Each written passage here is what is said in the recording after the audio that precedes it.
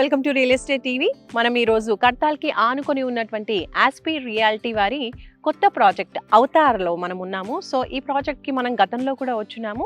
Just ఒక 4-5 months టైంలోనే చూసుకున్నట్లయితే చాలా డెవలప్మెంట్స్ అనేవి మనకు కనిపిస్తున్నాయి ప్రెజెంట్. సో ఇప్పుడు జరుగుతున్నటువంటి డెవలప్మెంట్స్ ఏంటి, ఇంత ఫాస్ట్గా డెవలప్మెంట్స్ ఎలా చేస్తున్నారు ఒకటి, అలాగే నెక్స్ట్ చుట్టూరా మనకి కడ్తాల్ టౌన్ అలాగే శ్రీశైలం హైవేకి ఆనుకుని ఉన్నటువంటి వెంచర్ ఇది. కాబట్టి కడ్తాల్ అండ్ శ్రీశైలం హైవే చుట్టుపక్కల జరుగుతున్నటువంటి డెవలప్మెంట్స్ అండ్ అలాగే గవర్నమెంట్ కొత్తగా తీసుకొస్తున్నటువంటి పాలసీస్, వీటన్నిటి గురించి ఇంకా ఈ వెంచర్ గురించి కూడా ఇంకా ఫర్దర్ అప్డేట్స్ గురించి మనం మరిన్ని విషయాలు అడిగి తెలుసుకుందాము.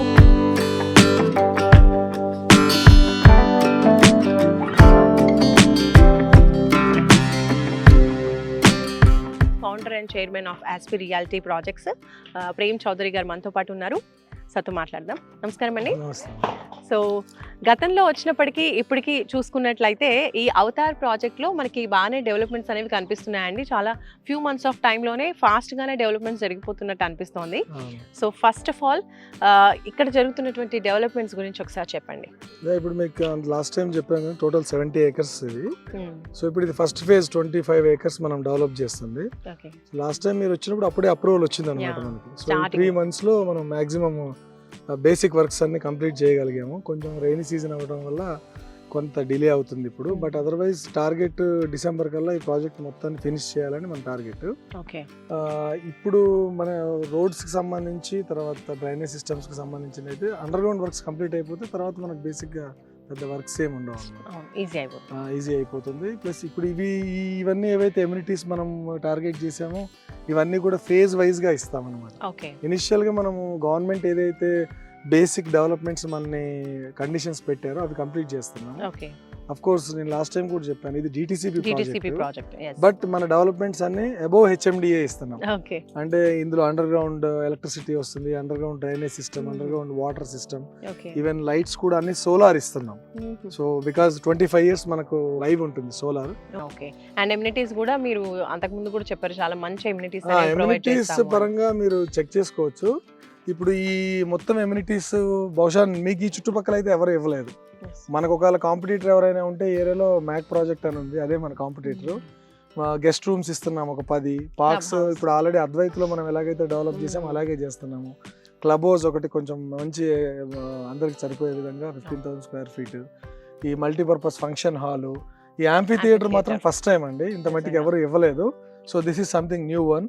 Sky party zone, virtual reality, inside gym, yoga, squash court, ఈ బాస్కెట్బాల్, టెన్నిస్ కోర్ట్ కూడా ఆల్రెడీ మనం పాత ప్రాజెక్ట్స్ లో ఇచ్చాము. సో వాటికి ఇంకొంచెం బెటర్ గా ఇక్కడ ఒకటే కాన్సెప్ట్ ఏంటంటే అమ్మా, బేసిక్ గా ఇలాంటి ప్రాజెక్ట్ ఒకటి కొనాలి అంటే మినిమం ఒక 50 lakhs బడ్జెట్ ఉండాలి కస్టమర్. బట్ ఇక్కడికి వచ్చేపాటికి మనం బిలో మిడిల్ క్లాస్ పీపుల్ కూడా ఈ ఎమ్యూనిటీస్ ఎందుకు ఇవ్వకూడదు అనే ఉద్దేశంతో స్టార్ట్ చేసింది అవతార్. సో ఇది హార్డ్లీ 24-23 lakhs బిలోలో కస్టమర్కి ప్లాట్ అందుబాటులోకి వస్తుంది విత్ దిస్ ఎమ్యూనిటీస్. సో తెలంగాణలో చూసుకుంటే ఇప్పుడు కొత్త గవర్నమెంట్ వచ్చిన తర్వాత చాలా చేంజెస్ అనేవి చేస్తూ ఉంది, ఎస్పెషల్లీ రియల్ ఎస్టేట్లో. రీసెంట్గా రేవంత్ రెడ్డి గారు మాట్లాడడం జరిగింది. సో వీటి గురించి మీరు ఏం చెప్తారు? ఇవన్నీ కూడా ఇప్పుడు ఇక్కడ ఉన్నటువంటి రియల్ ఎస్టేట్ వెంచర్స్కి ప్లస్ అవుతాయి అంటారా, మైనస్ అవుతాయి అంటారా? సో మంచి క్వశ్చన్ అమ్మా. చాలా మంది ఈ ఫార్మాసిటీ ఏదో అయిపోతుంది అని అవగాహన ఉంది. ఎందుకంటే ఫస్ట్ గవర్నమెంట్ ఛార్జ్ తీసుకున్న తర్వాత రేవంత్ రెడ్డి గారు ఫార్మాసిటీ గురించి ఒక అది బాగా వైరల్ అయింది. తర్వాత ఆయన ఇచ్చిన ఎక్స్ప్లెనేషన్ వైరల్ అవ్వలేదు. ఆయన ఏం చెప్తున్నారంటే ఇంతకు ముందు కడ్తాల్ అనేది సిటీకి చాలా దూరంగా ఉన్నట్టు లెక్క. ఇవాళ కందుకూరు దాకా వచ్చేసింది సిటీ. సో కందుకూరు నుంచి హార్డ్లీ మీకు 15-20 kilometers లో కడ్తాల్ వచ్చింది. మరి ఈ ఏరియాలో ఫార్మాసిటీ డెవలప్ చేస్తే మ్యానుఫ్యాక్చరింగ్ జోన్ అని ఒకటి ఉంది, అందులో 4 zones ఉన్నాయి. అందులో మ్యానుఫ్యాక్చరింగ్ జోన్ ఒకటి. ఈ మ్యానుఫ్యాక్చరింగ్ జోన్ వల్ల పొల్యూషన్ వస్తే ఆ పొల్యూషన్ సిటీకి కూడా ఎఫెక్ట్ ఉంటుంది. కాబట్టి లోకల్ వాటర్ కానీ లేక వాటర్ బాడీస్ దెబ్బతింటాయి, ఎన్విరాన్మెంట్ దెబ్బతింటుంది. ఇవన్నీ ఆయనకు అవగాహన తోటి ఆయన స్టేట్మెంట్ ఇచ్చారు. ఇచ్చి ఇప్పుడు ఆయన ప్లాన్ ఏంటంటే ఈ నాన్ పొల్యూటెడ్ ఫార్మాసిటీని అప్డేట్ చేయాలని. ఫార్మాసిటీ పోలేదు, అందులో నుంచి మ్యానుఫ్యాక్చరింగ్ జోన్ ఒకటి ఇంకొక 50 kilometers అవతల ఎస్టాబ్లిష్ చేస్తున్నారు ఆ క్లస్టర్ని. సో అందువల్ల ఫార్మాసిటీ ఇక్కడే ఉంటుంది. కానీ ఫార్మాసిటీ ప్లేస్లో ఇప్పుడు ఏదైతే 20,000 acres వీళ్ళు ఎక్వైర్ చేసి పెట్టారు ఆల్రెడీ ప్రభుత్వ భూమి. సో దాంట్లో భాగంగా ఇప్పుడు వాళ్ళు హెల్త్ యూనివర్సిటీ ఒకటి ఎస్టాబ్లిష్ చేస్తున్నారు. తర్వాత ఎలక్ట్రికల్ కార్స్ కి సంబంధించింది ఒకటి పెట్టాలి, ఎందుకంటే ఎలక్ట్రికల్ కార్స్ రాబోయే రోజుల్లో ఎక్కువైపోతాయి. ఎక్కువైపోతే ప్లస్ హైదరాబాద్ లో ఎక్కడ లేదు కూడా, మీకు పెడితే ఫస్ట్ ఇదే అవుతుంది. Correct. దానికి కావాల్సిన మెటీరియల్స్ కి సంబంధించిన బ్యాటరీస్ కానివ్వండి అవన్నీ కూడా ఇక్కడే పెట్టాలని చూస్తున్నారు. ఒక స్పోర్ట్స్ యూనివర్సిటీ ఒకటి ఎస్టాబ్లిష్ చేయాలని చూస్తున్నారు. తర్వాత ఈ మెడికల్ టూరిజంని బాగా ఎస్టాబ్లిష్ చేయాలని నేను ఎందుకో కంకణం కట్టుకున్నట్టున్నాడు. మనకు ఎయిర్పోర్ట్కి కడతాల్కి హార్డ్లీ 40 కిలోమీటర్స్ డిస్టెన్స్లో ఉన్నాము. ఇప్పుడు ప్రపంచంలో ఇప్పుడు అమెరికాలో ఒక హార్ట్ సర్జరీ చేసుకోవాలంటే ₹1 కోటి, అదే మన ఇండియాలో చేసుకోవాలనుకుంటే మీకు హార్డ్లీ 25 lakhsలో అయిపోతుంది. సో ఇప్పుడు వీళ్ళ ప్లాన్ ఏంటంటే ఎయిర్పోర్ట్ మనకు దగ్గరగా ఉంది కాబట్టి పెద్ద పెద్ద వాళ్ళందరూ కూడా ఇక్కడ హాస్పిటల్స్ ఎయిర్పోర్ట్లో ఈ నియర్ బై దీన్ని ఎస్టాబ్లిష్ చేసి అక్కడ యూఎస్లో ఉన్న కస్టమర్ ఎయిర్పోర్ట్కి వస్తాడు, అక్కడ నుంచి సిటీలోకి పోకుండా డైరెక్ట్ హాస్పిటల్కి వచ్చేస్తాడు, సర్జరీ అయిపోద్ది, మళ్ళీ వెళ్ళిపోతాడు. అంటే దీనివల్ల ప్రభుత్వానికి రెవెన్యూ వస్తుంది, ఫారెన్ ఎక్స్చేంజ్ వస్తుంది, అవతల అక్కడ ఉన్న వాళ్ళకు కూడా అతి తక్కువలో వైద్యం అయిపోతుంది. ఇది టూరిజం పాతదే కానీ దీన్ని వీళ్ళు వ్యాస్ట్ రేంజ్లో చేయాలని మాస్ రేంజ్లో ప్లాన్ చేస్తున్నారు. ఇది 4 lane రోడ్ అవుతుంది, మీకు ఐడియా ఉందో లేదో, మన 1700 crores గవర్నమెంట్ శాంక్షన్ చేసింది, కిషన్ రెడ్డి గారు అనౌన్స్ చేశారు. 4 lane అవుతే మీకు అసలు ఎయిర్పోర్ట్ అనేది 30 minutes కూడా పట్టదు. ఇంకొక గుడ్ న్యూస్ ఏంటంటే మామూలుగా మనం ఎయిర్పోర్ట్ అటు నుంచి వెళ్తాం, కర్నూలు అటు నంద్యాల కడప అటు వెళ్తాం, ఇది మన తిరుపతికి. ఇప్పుడు ఇది ఇన్ని రోజులు శ్రీశైలం హైవే అన్నారు కదా, రాబోయే రోజుల్లో ఇది తిరుపతి హైవే కూడా చెప్పాలి. ఇక్కడ నుంచి మనకు ఆల్మోస్ట్ 80 kilometers డిస్టెన్స్ తగ్గుతుంది అప్ అండ్ డౌన్. RRR అది నెక్స్ట్ లెవెల్ అనమాట. ఇంకా ఇప్పుడు RRRకి ORRకి మధ్యలో హైదరాబాద్లో ఉన్న ఎన్ని ఎగ్జిట్స్లో అయినా సరే 14 exit హాట్ కాబోతుంది, ఇంత మట్టుకైతే నేను చెప్పగలను. అండ్ ఇప్పుడు RRR కూడా రాబోతోంది, సో దాని డెవలప్మెంట్స్ కూడా ఫాస్ట్గా జరుగుతున్నాయి. సో RRRకి మన వెంచర్కి ఎంత డిస్టెన్స్ ఉండొచ్చు? మన వెంచర్కి 10 kilometers ఉంటుందండి. ఓకే. RRR నుంచి, అది అమంగలే కదా RRR, మంది కడతాల్, ఇక్కడ నుంచి మధ్యలో ఓన్లీ 3 villages ఉన్నాయి. ఇప్పుడు RRR ఒక గుడ్ న్యూస్ ఏంటంటే ప్రీవియస్ గవర్నమెంట్ కంటే ఈ గవర్నమెంట్ చాలా స్పీడ్గా ఉంది. వాళ్ళు ఏం చేశారంటే ఇప్పుడు మన RRR మొత్తాన్ని సెంట్రల్ భారత్ యోజనామాల కిందకి తీసుకెళ్ళిపోయారు.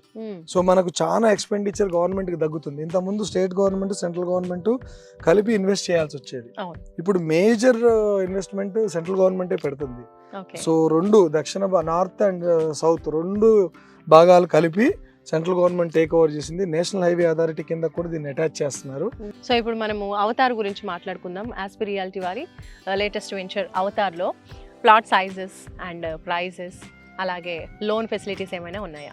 ఇప్పుడు మనం అది నేను చెప్పా కదా ఇంతకుముందు, మన ప్రాజెక్ట్స్ అన్ని కొంచెం hi-fi projects, 240-250 square yards.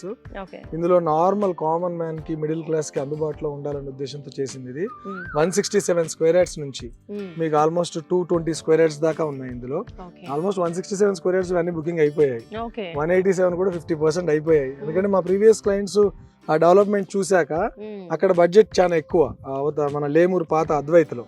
So అందులో ఎవరైతే కొనుక్కోలేదో వాళ్ళే ఆటోమేటిక్ వచ్చి ఇక్కడ కొనేసారు. సో 220 square yards ఉన్నాయి. So first phase almost 60% sales అయ్యింది, ఇంకొక 40% ఉంది. ఇప్పుడు సెకండ్ ఫేజ్ అప్లై చేసాము, అది కూడా 24 acres చిల్లర వస్తుంది. సో ప్రైసింగ్ దగ్గరకు వచ్చేప్పటికి మీకు ఆల్మోస్ట్ 23-24 lakhs లో మీకు కస్టమర్కి ప్లాట్ వచ్చేస్తుందండి. సో దానివల్ల వాళ్ళ ప్లస్ లోన్స్ కూడా మనం టాటా క్యాపిటల్తో మనం టై అప్ అయ్యాం.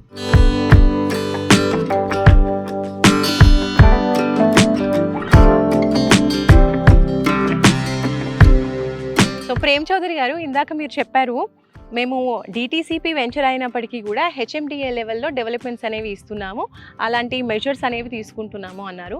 ఏంటది? క్వాలిటీ పరంగా మీరు ఎటువంటి మెజర్స్ తీసుకుంటున్నారు? సో అది మీరు బేసిక్గా డిటిసిపికి హెచ్ఎండిఏకి చాలా డిఫరెన్స్లు ఉంటాయి, బట్ నేను క్వాలిటీ గురించి మాత్రం చెప్తాను, అది మీకు చూపిస్తాను, చెప్పటం కాదు. సో ఇప్పుడు మనకు ఈ పైప్స్ ఉన్నాయి కదా, ఇవి బేసిక్గా విల్లా ప్రాజెక్ట్స్లో వాడతారు. ఇవి సో ఇవి underground drain line pipes.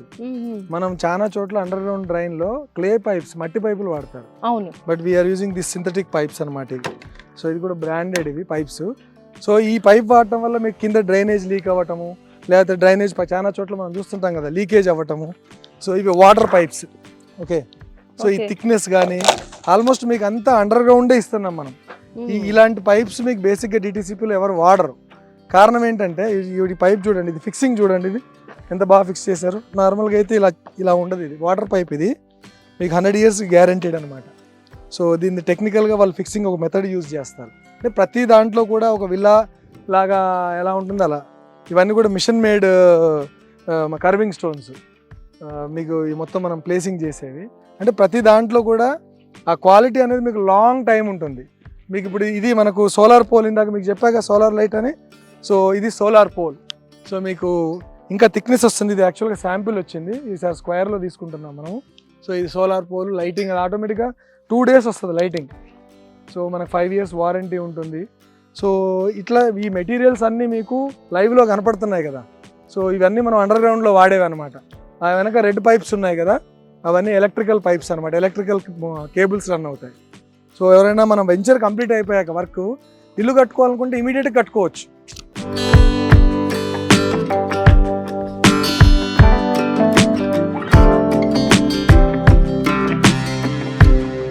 మీరు యాస్పీ రియాలిటీ వచ్చేసి మిడిల్ క్లాస్ పీపుల్ని ఎక్కువగా ఫోకస్ చేస్తుంది అన్నారు. బిలో మిడిల్ క్లాస్ వాళ్ళకు కూడా అందుబాటులో ఉండేలాగా వెంచర్స్ అనేవి చేస్తున్నాం అంటున్నారు కదా. నిజానికి అంటే lower middle class and middle class people ఇలా ప్లాట్స్ కొనుక్కుంటే వాళ్ళకి ఎంతవరకు కూడా ఫైనాన్షియల్గా బెనిఫిట్ అవుతుంది అంటారు మీ ఉద్దేశంలో? ఎందుకంటే మిడిల్ క్లాస్ వాళ్ళు కొనాలంటే కంపల్సరీ లోన్ అప్రోచ్ అవ్వడము, లేదంటే హాఫ్ పేమెంట్ చేసి హాఫ్ లోన్ వెళ్ళడము, ఇలాంటివి చేయాల్సి వస్తుంది. అప్పుడు లోన్ అమౌంట్ కూడా వాళ్ళు ఈఎంఐ కట్టాల్సి వస్తుంది కదా. సో వాళ్ళకి ఎంతవరకు ఎలా బెనిఫిట్ అవుతుంది అంటారు మీ ఉద్దేశంలో? ఇప్పుడు మనకున్న ఇన్వెస్ట్మెంట్స్ పరంగా చూస్తే ఎవరైనా సరే, అది మిడిల్ క్లాస్ కానీ అప్పర్ మిడిల్ క్లాస్ కానివ్వండి, బ్యాంకింగ్ సెక్టార్లో పెద్దగా డిపాజిట్ పెట్టినా ఎఫ్డి పెట్టినా వచ్చేది ₹10 తక్కువే. సో బంగారం ఎంత కొనుక్కుంటారు, దాన్ని దాయాలి, మళ్ళీ అదొక రిస్క్ ఉంది. సో షేర్స్ మనకు తెలియని ఒక బ్రహ్మాండం అది. సో మిగతావి ఏమున్నాయి ఇంకా మీకు పెట్టడానికి? Only real estate. అది భూమి ఎప్పుడు అమ్మలాంటిది. మనం మంచి భూమి, ఎటువంటి లీగల్ ప్రాబ్లమ్స్ లేనివి, పర్ఫెక్ట్గా ఉన్నది తీసుకుంటే వచ్చే తరానికి కూడా అందించవచ్చు మీరు. ప్లస్ మీకు ఆ భూమి ఉందనే ధైర్యము చాలా గొప్పది. మీరు ఏమైనా అనుకోండి, నేను 10 సంవత్సరాలు చూస్తున్నాను కదా, ఒక ఫ్లాట్ కొనుక్కున్న తర్వాత ఆ ఇండివిజువల్ ఫ్యామిలీకి వచ్చే ఆ స్ట్రెంగ్త్ అసలు అది నేను చెప్పలేను. ఓకే, మనకు ఒక సపోర్ట్ ఉంది అని. ఎందుకంటే ఇవాళ చిన్న చిన్న కుటుంబాలు అయిపోయాయి, ఒకప్పుడు అంటే ఉమ్మడి కుటుంబాలు ఉండేవి.